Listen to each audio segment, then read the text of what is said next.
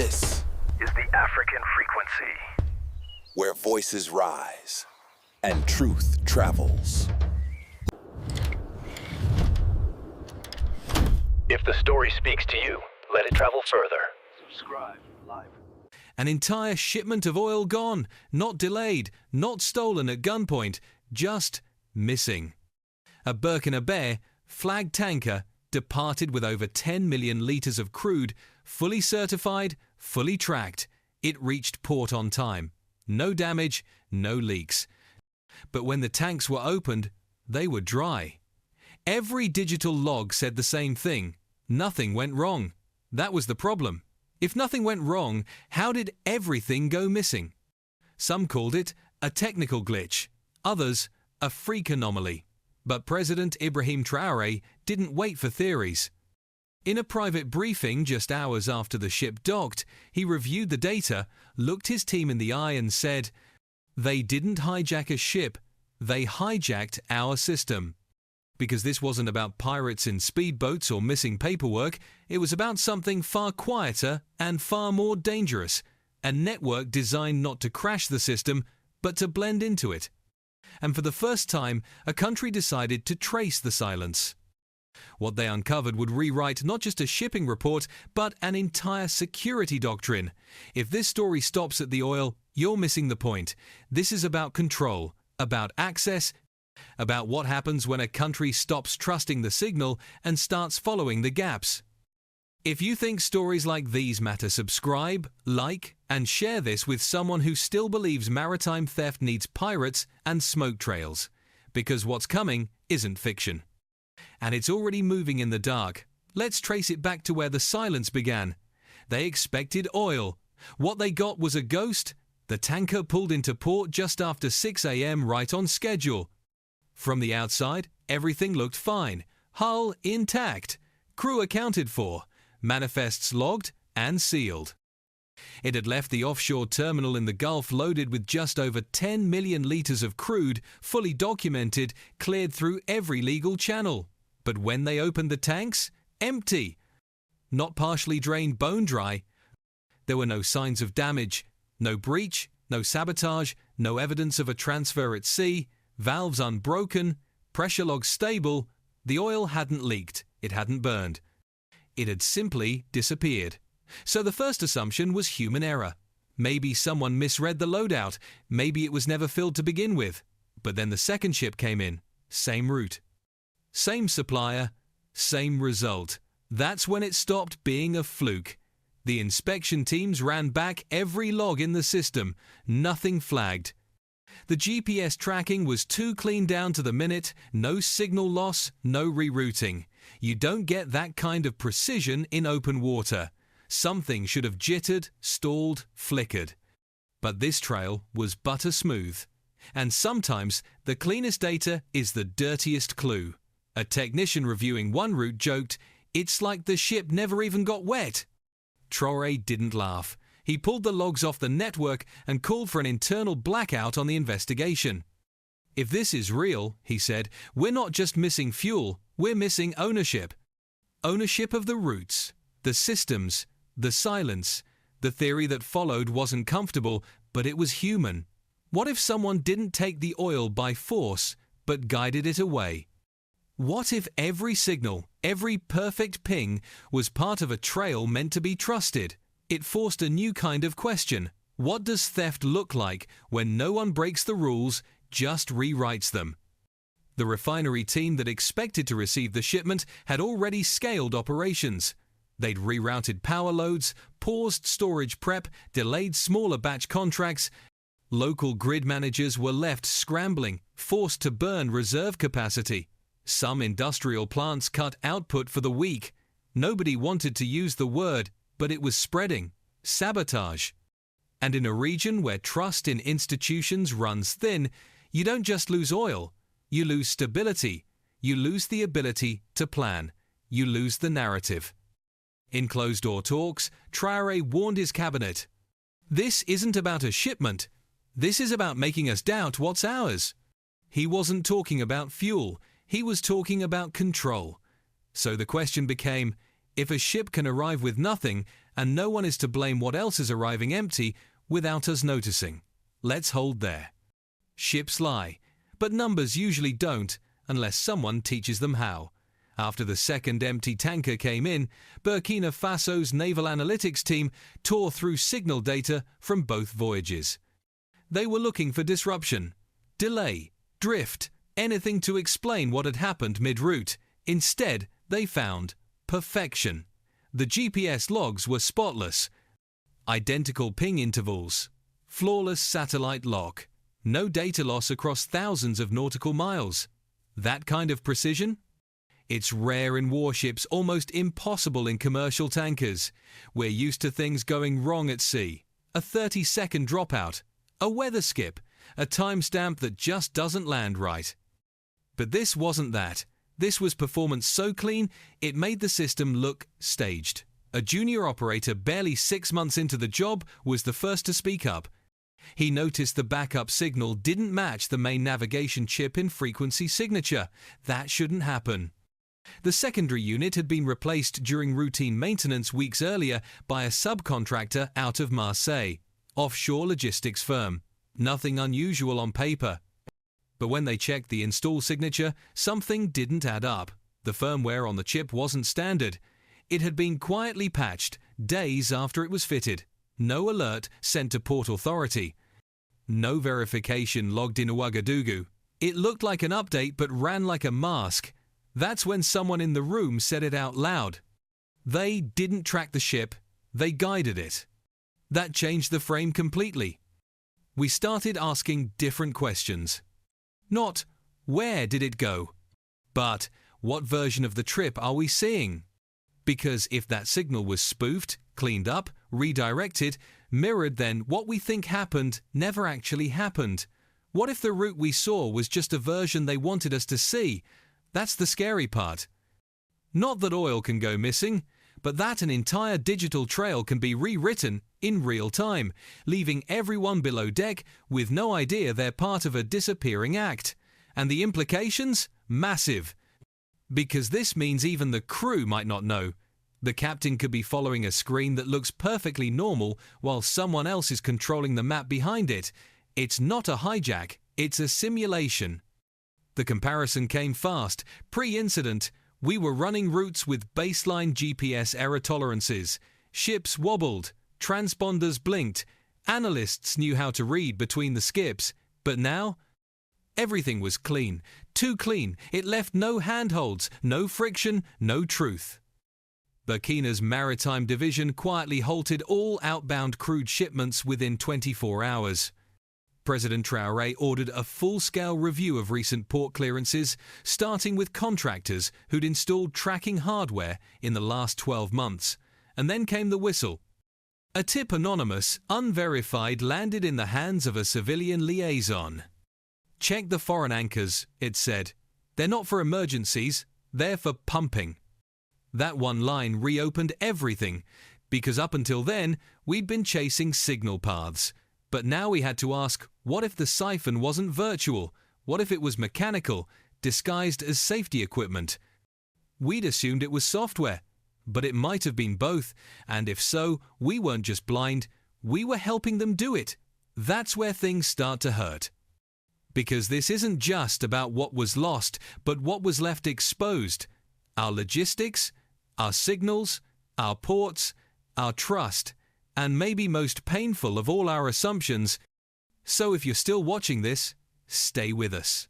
Because once you question what a ship really carried, you start wondering what else we've been letting in without ever opening the hatch. By the time the third tanker docked, no one expected answers. They were just hoping the oil was there. It wasn't. Same result, same silence. This time technicians didn't even pretend to act surprised. They moved straight to diagnostics, ripping into the seal valves and pressure ports before the captain had fully signed off his manifest. And that's when something finally slipped. Inside the inlet, piping new wells. Clean, precise, and wrong. The fittings were foreign. European grade. Not registered under Burkina Faso's standard supply specs. Not illegal, just invisible to our system. That discovery flipped the story again. Until then, the focus had been signals routes, software, timing. But this was steel, human hands, work done up close, with tools and knowledge of exactly which sensors wouldn't trigger alerts. The crew swore they hadn't touched the pipes, and we believed them. The logs showed no on-board work. The signs pointed elsewhere offshore, mid-route, outside our line of sight. So maybe this wasn't just theft. Maybe it was routine. Think about that. What if, for someone else, this wasn't even considered a breach but an operation? What if these siphons were part of a schedule? A structure so embedded, it runs without needing to hide. That's the theory that started spreading inside the intelligence room. Maybe it's not that they outsmarted us. Maybe they just counted on us not checking. The before and after was brutal. We'd gone from assuming the ports were secure to discovering that the most secure point was the least questioned, because everything looked official. Nothing looked broken. And in global shipping, that's enough to wave it through. At midnight that night, Burkina Faso shut down all national fueling operations for 12 hours. No exceptions. Fuel lines stopped. Manifests froze. And under floodlights, engineers crawled through every tanker that had docked in the last 60 days. They found 2 more with foreign pipework. No company names, no installation records. But one tank still held residual trace compounds, a crude blend chemically identical to one offloaded in Spain 5 days earlier. It shouldn't have been there. The ship that delivered it was marked "Returned Empty." Signed, cleared, forgotten. Yet here it was on another continent, inside someone else's economy. And that made things personal. Because it's not just about oil at that point. It's about realizing we built systems to protect value without protecting truth. And when that truth gets hollowed out, quietly, efficiently, by people who know how to move between the lines, it raises a harder question. How many times did this already happen, and we thank them for being on time? President Traoré didn't call a press conference. He didn't escalate. He called in one team, the refinery auditors. No uniforms. No badges. Just notebooks and questions. That's where the next fracture started forming. It started with a glitch. Just a tiny inconsistency in the logs, small enough to miss, unless you were looking for ghosts. 2 satellite pings, same ship, same timestamp, but in 2 completely different locations. One signal had the vessel cruising off the coast of Nigeria, the other, hundreds of miles west, near the Sierra Leone Trench. Both logs were certified, both looked legit. And both couldn't possibly be true, unless the ship had been copied. That idea hit harder than any data discrepancy. Because if that's what happened, we weren't tracking movement anymore, we were tracking a mask, a performance, one vessel, 2 digital identities. Burkina Faso's maritime security team called it a ghost corridor. A channel of signal interference long rumored by offshore crews but never caught in official data. Until now. A former naval captain, someone who'd retired years earlier, was brought in for consultation. He reviewed the logs for less than 5 minutes before muttering, "They mirrored it. Same ID, 2 paths. That's not a route, that's a decoy." And just like that, the story cracked open again. We used to think that controlling the ocean meant controlling ships. But what if the real power isn't in the vessel, but in its signature? Think about it. If you can mirror a ship's identity, you can create a version of it anywhere. On paper, it's still headed home. In reality, it's empty, offloading its real cargo in a place no one's watching. That kind of manipulation requires high-level access, not just to maritime systems, but to satellite coordination, possibly telecom layers. Maybe even third-party contractors tied to old Western naval infrastructure. And here's the part that stings. We think this didn't just start. We think we're catching the tail end of something that's been working because it was boring, because it never made noise. What if this has been going on for years, just well enough to not raise flags, but not so well that it stays invisible forever? One analyst in the task force said, We've been watching ships like they're real. Turns out, we've been watching shadows.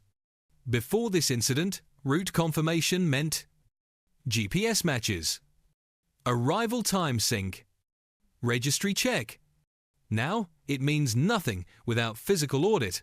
And that's the shift. That's the price. Before, we trusted the data. Now, we have to distrust precision. It's uncomfortable. It makes systems harder to run, but it might be the only way we stop bleeding. Because when a ship is in two places at once, someone is deciding which version we're allowed to see. And what happens when we finally catch up to the one we weren't supposed to? We're about to find out. Sometimes all it takes is one person reading a log they weren't supposed to understand. Malik Saw wasn't a big name, he wasn't high-ranking. He worked third shift at a depot outside Bobo Dioulasso. And that's where he noticed something that didn't sit right, flow data that didn't match fill times. According to the system, the tanks were full. But according to the timestamps, there wasn't enough time to load them. He triple-checked the logs, different shifts, different days, same pattern. Most people would have flagged it and filed it away. Malik didn't. He stayed late, pulled a chair into the control room, and started printing backup logs from the refinery's internal flow system, a system that wasn't networked, wasn't cloud-based, and wasn't easy to erase. We think he understood what he was seeing, or at least he felt what it meant. Someone was feeding fake numbers into a real facility, and someone else was making sure no one noticed. He didn't tell anyone in management, he didn't call in a report, he left a folder on his desk labeled simply Captain. And then he disappeared. No note, no conflict, no signs of struggle. His car was found parked a few blocks from the depot, keys still in the ignition, but in the passenger seat, a flash drive. A note, 3 lines. Check shift 3. Watch the pumps, they're not ours. What came next confirmed what many had feared but hadn't been able to prove. Inside the flash drive were camera stills, low res, grainy, but unmistakable. A reroute valve physically altered beneath the refinery floor. No official log, no maintenance order. And in the footage, 3 workers wearing old uniforms marked with the logo of a company whose license had been revoked 2 years ago, Petrol Africa. They weren't supposed to be there, their equipment wasn't legal, but somehow they had refinery access, they had badge clearance, and they knew which cameras wouldn't catch them. So who let them in? And who told everyone not to ask questions? Before this moment, we assumed infiltration happened from outside. This proved it could happen from the inside, and not just through bribes, but through systems that never got audited because they were trusted. And that's the shift we felt, collectively. It wasn't just that oil had gone missing, it was that people had helped make it disappear and no one wanted to admit how close they were. 3 arrests followed within a day. 1 supervisor, 1 procurement officer, 1 former aide to a ministry official now living in Spain. The cost? Not just lost shipments, but a fractured sense of who was really protecting what. Because if Malik hadn't noticed that timing error, if he hadn't printed what he printed, we might still believe those tanks were just underfilled. We might still be blaming logistics, or weather, or bad math. Instead, we were forced to look inward. And that's the kind of wound that doesn't show up on a graph, but hits like a break in the spine. The documents were airtight. Export certificate, cargo manifest. Payment confirmation, everything matched, every line checked out, except for one detail, the buyer didn't exist. The refinery team flagged it during a post-crisis audit. The shipment over 9 million litres of crude had been approved for delivery to a firm called Lutimex Energy, registered in Rotterdam. The company had a tax ID, a shipping address, even past transaction records. But the building listed on the invoice? Demolished. 4 years ago. That's when they knew this wasn't just about hijacked tankers. This was paperwork warfare.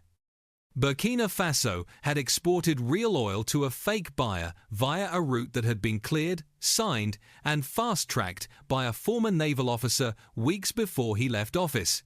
His name, Tullet, known inside defense circles. Quiet, competent, trusted. Too trusted. In his final weeks, he'd signed off on 5 alternate maritime corridors, citing efficiency and donor pressure. Each one clips the edge of a known signal blind zone regions previously used by NATO for submarine masking. We think he knew. We don't know how long he'd known. But what we do know is this. The corridor used for that shipment, dead zone for 17 full minutes, long enough to offload, long enough to switch signatures, long enough for a ship to show up at one port empty and another full under a different name. Traoré had him detained within hours. No public notice, no trial, just a question. What else did you clear? That's when they started finding the hardware. Small transponders, no bigger than a soda can, hidden in the navigation grid. Each one designed to override GPS pings just long enough to simulate route consistency. Smart, cheap, quiet. All registered again to third-party logistics firms based in southern France. This part hurts more than the others, because it wasn't brute force, it was bureaucracy, and it worked because we helped it. Because we were too focused on outcomes, not the paths they took to get there. We used to say, if the fuel arrives and the books are clean, we're fine. Now we say, if the data's too clean, someone's hiding something. So what's the real price of efficient routing? How much did we lose trying to save time? These aren't just questions for one country. They're questions for everyone running modern energy systems without modern defense. And if you're still with us here, it probably means you don't just scroll past stories like this. So go ahead, bookmark this one. Because next time someone tells you oil theft is about pirates and rusted hulls, you'll know it's sometimes about PDFs, printers, and ports that ask too few questions. He didn't show up in uniform, no guards, no escort. Just a satchel, a hard drive, and a name that hadn't surfaced in years. General Laurent Abbassi. He walked into a decommissioned hangar outside Koudougou uninvited, unannounced, and asked to speak directly with the president. The man used to design naval corridors, not just for Burkina Faso, but for neighboring states during his time with the Pan-West Africa Security Commission. Most had assumed he was long gone, possibly dead, but here he was, older, quieter, and carrying answers. Inside the drive, satellite overlays, thermal logs, shipping lanes, and one graphic nobody in the room had ever seen. At its center, circled in red, a label written by hand. Sleeping sector. That's what they called your zone, he said. They weren't just taking oil. They were testing your silence. The theory landed hard. What if this wasn't about profit? What if this was a behavioral test measuring how far one could go before someone finally asked the right question? The thefts were real. But what if the purpose behind them wasn't just economic? What if it was strategic? We think now that the corridors weren't just designed to avoid detection, but to study it, to see who was watching, who wasn't, and how much could move in between. Abbassi admitted he'd helped set up the first masking zones legally under international maritime frameworks, but he also claimed things had evolved far beyond what he authorized. There were too many partners, he said, too many layers, too many people who wanted deniability. And that's when he handed over the second list. 12 names, 5 foreign, 7 local, none in the military now, but all once close to the corridors. Procurement, logistics, offshore licensing, legacy port access. Some names were already under quiet review, others caught everyone off guard. The comparison was brutal. Before this moment, we saw the leaks. Now, we saw the engineers behind them. Abbassi didn't ask for amnesty. He asked for distance, a new name, a place to vanish. Traoré didn't agree immediately. He took the drive, ran the coordinates, had his own people vet every log. Everything matched. The ports, the transfers, the fake buyers, even the mirrored ship IDs. And here's what shifted. Until now, we were responding. Now, we were naming. The system wasn't broken. It had been borrowed, piece by piece, from our networks, with our knowledge, and, worst of all, our signatures. So we had to stop asking who took it And start asking who signed it away. That's where we pick up next. No press, no speeches, no ribbon. Just steel, silence, and a line of welders signing off their shift. The refinery had been rebuilt quietly over months, section by section. The old sensors replaced. Every inbound pipe marked, every outbound barrel tagged, scanned, registered twice. This time the oversight didn't come from outside contractors or paper audits, it came from inside. Local engineers, dock crews, shift leads, people who remembered how it felt when the tanks ran empty and no one had an answer, because if the theft was invisible, the recovery had to be unmistakable. A new security room sits above the main pump floor now. The walls are lined with dual logs, digital and handwritten. There's no cloud backup, no remote override. Every shipment is reviewed by two people, one in uniform, one in coveralls. It's not high-tech, it's high-trust. And after what happened, that's harder to build than software. President Traoré visits once a week, no cameras, no entourage. He walks the floor, reads the logs, listens. Last month, someone pinned a note to the message board. The ocean didn't swallow it. Greed did. And underneath, someone else had scribbled, but we didn't drown. We think that's what this has become. Not just a countermeasure, but a philosophy, that in the absence of loud victory, you build quiet certainty. That when your systems get used against you, you don't just patch them, you make them local again. Make them yours. Before, contracts were the final word. Now, crews ask who signed them. Before, if the barrel arrived, the job was done. Now, they ask where the signal came from. We lost oil, but we recovered awareness. And in today's world, that might be the bigger resource. Because if they ever try it again, they won't find the same corridors. They won't find the same gaps. They'll find something they weren't ready for the first time.